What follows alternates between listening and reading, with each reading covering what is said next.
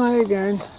Recently, the Australian National Children's Commissioner, she's always tweeting, she tweeted a picture of herself with the Children and Young People's Commissioner in Scotland. What's his name? Bruce Adamson, yes, at the CYPCS. She was pictured with him, and I thought, Megan Mitchell, the Australian National Children's Commissioner, she doesn't ever defend male children's rights to genital integrity. She hasn't done for the 4 years so far of her tenure.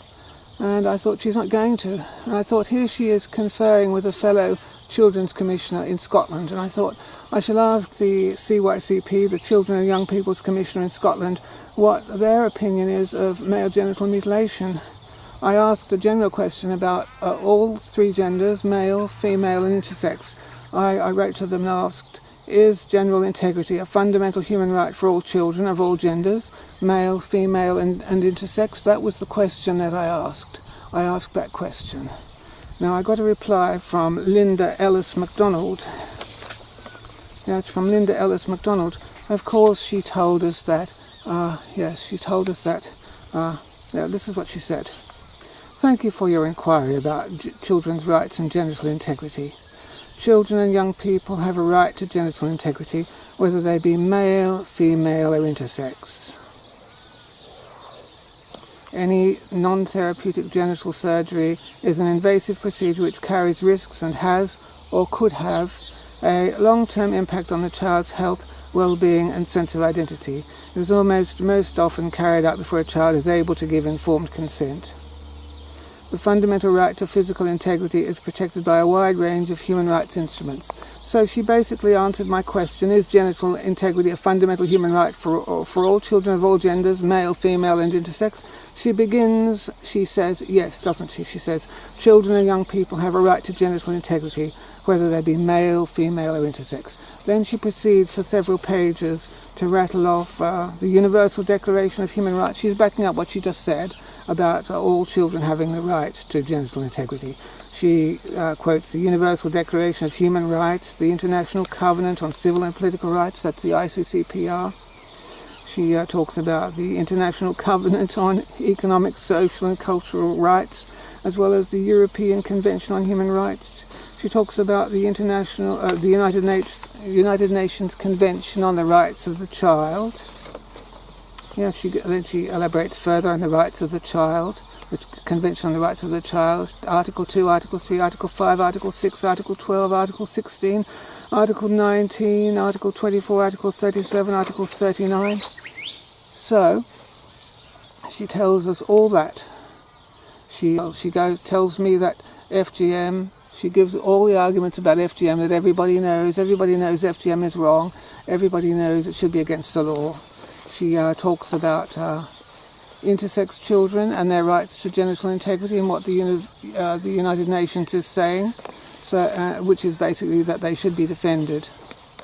But then at the end she goes off, after having said that all three genders should be protected and saying that FGM is wrong and that girls should be protected, that intersex children shouldn't have their genitals cut up.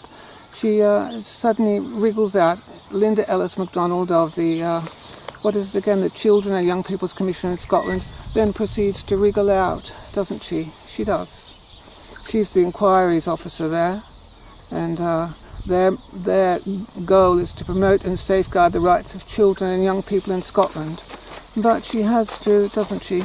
She has to wriggle out of it. What are her arguments? She goes off on the usual arguments.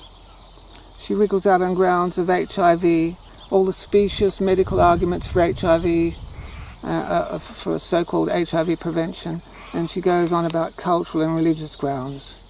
So, she sits on the fence and uses doublespeak, just like a NatCan in Australia, the National Association for Prevention of Cruelty and Neglect in Australia, did exactly the same.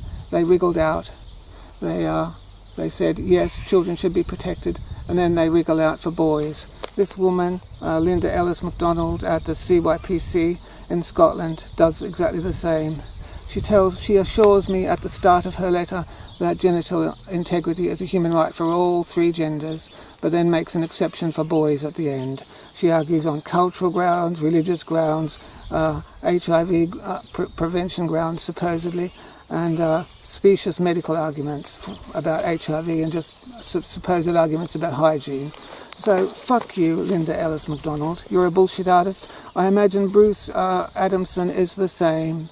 I imagine he's a hypocrite, just like you are, and like the Australian National Commission and Australian National Children's Commissioner is. It's pathetic, really. It's really pathetic. You can't. If you're a child in Scotland, a male child, you can expect to have your penis cut up against your will. You can, without your informed consent. You can. It's appalling. I just thought I'd report on that. Linda Ellis Macdonald, the enquiries officer at the CYP in Scotland, is a bullshit artist. She's full of shit, basically, and she's a hypocrite. And I presume Bruce Adamson is exactly the same.